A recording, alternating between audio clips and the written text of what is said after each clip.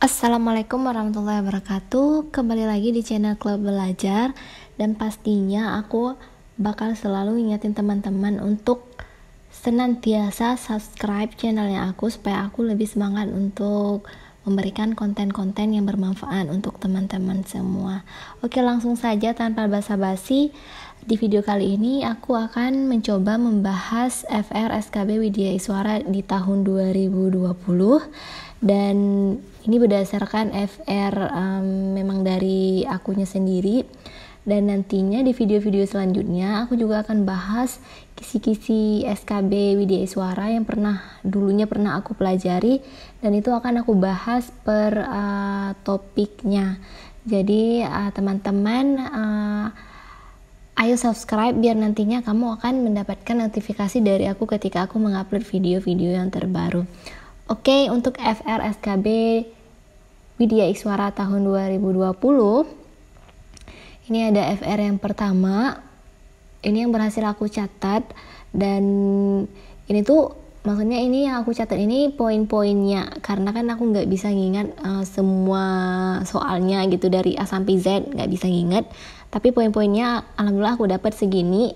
Dan untuk yang pertama di sini ada di sini tuh ada yang di soalnya ada tentang humanistik, memanusiakan manusia. Nanti teman-teman bisa baca ini teori-teori yang tentang nanti teman-teman cari aja di browser yang humanistik yang berkaitan dengan pembelajaran andragogi ya teman-teman ya.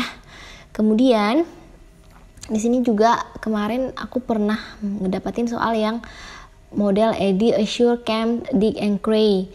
Ini tuh Eddy, Assure, Camp, Dick and Cray ini adalah model desain pembelajaran ya teman-teman, yang berorientasi pada kelas. Biasanya teman-teman bisa baca nanti lebih lanjut di sini, di link ini teman-teman bisa ketik, atau nanti aku akan tuliskan linknya di deskripsi ya, kolom deskripsi. Oke, next. Di sini kemarin tuh aku juga pernah dapetin soal yang soalnya gini. Jika nilai lulus 60% dan soalnya itu ada 25, berapa minimal si siswanya ini harus menjawab dengan betul sehingga dia bisa lulus dengan nilai 60% dari soal yang 25 ini. Nah, kemarin tuh aku nyarinya seperti ini.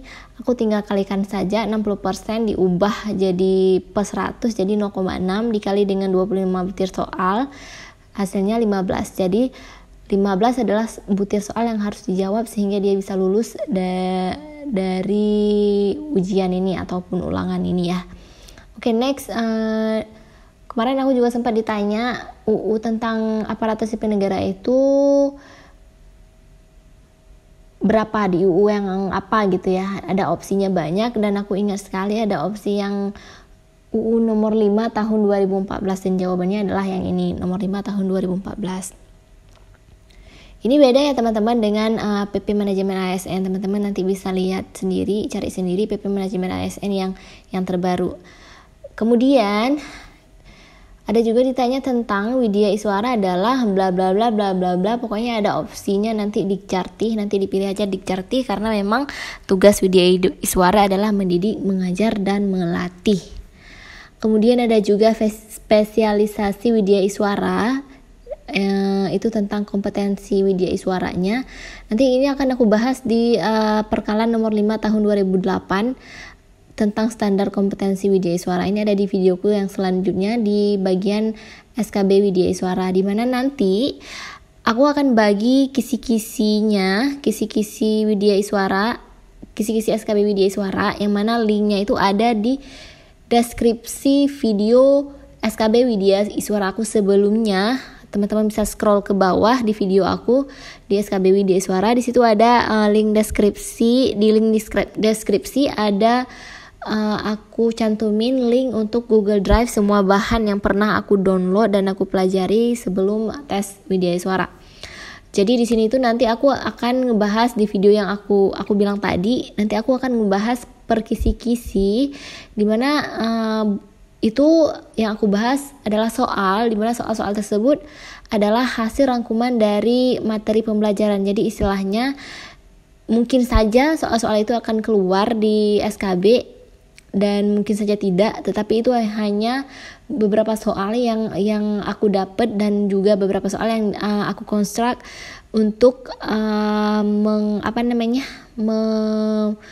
membuat teman-teman ataupun untuk menginikan teman-teman, menyemangati teman-teman untuk mengulang-ulang materi yang sudah teman-teman pelajari. Kemudian pengalaman juga dari tes SKB-nya aku kemarin juga ada ditanya tujuan pembelajaran bla bla bla, pokoknya soalnya panjang sekali. Nanti teman-teman tinggal analisa saja nanti soalnya ya teman-teman ya.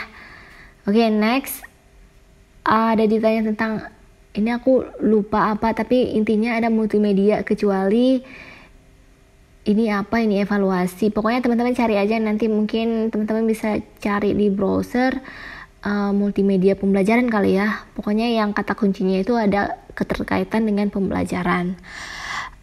Kemudian juga ada praktik internalisasi nilai. Ini opsinya kalau nggak salah aku ada opsi drama.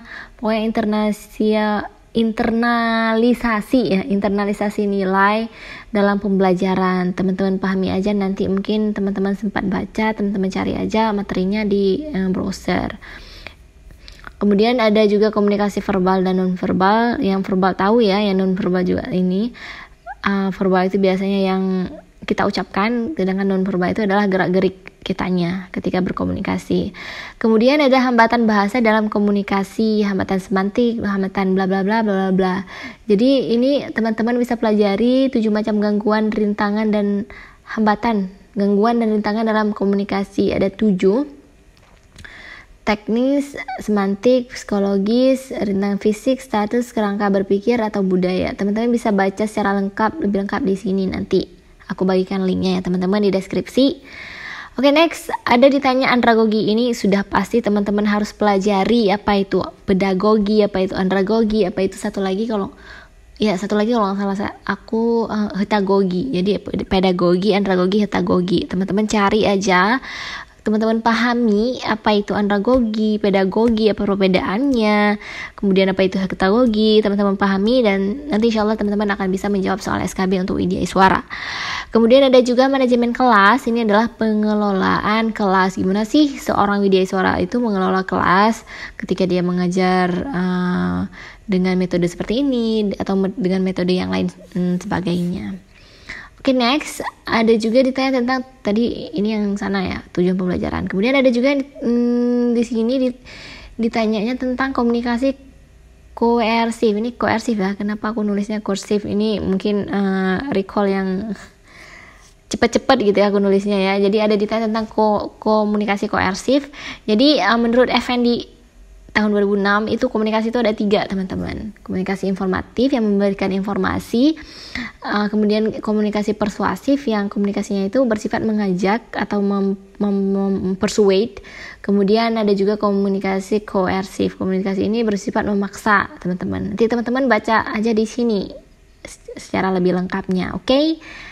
Kemudian ada di sini majalah populer, ISBN, ISSN, boleh bukan hasil penelitian. Ini aku agak sedikit ngeblur ya, entah ini majalah, entah makalah, aku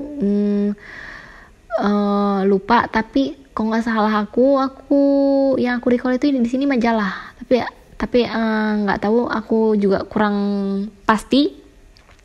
Teman-teman nanti kalau mau mempelajari lebih lanjut tentang ISBN, ISSN ataupun publikasi ini entah makalah, entah majalah, teman-teman bisa baca aja di sini. Kemudian ada tentang modul, kurikulum, RP, kemudian tampilan slide, foto PowerPoint, harus jelas, kualitas, proporsional. Ini juga tentang bagaimana cara kita mengarrange atau mengatur tampilan dari suatu PowerPoint ya. Kemudian ada lagi ini multimedia ini yang tadi ya, kecuali evaluasi dan Oke, mungkin itu saja untuk FR SKB Widya Iswara. Semoga bisa memberikan pencerahan untuk teman-teman yang mau mengikuti SKB Widya Iswara. Terima kasih, selamat belajar, semoga lulus. Semoga tahun ini adalah rezeki teman-teman semua. Jangan lupa subscribe, like, komen, dan share. Oke, annyeong, bye-bye.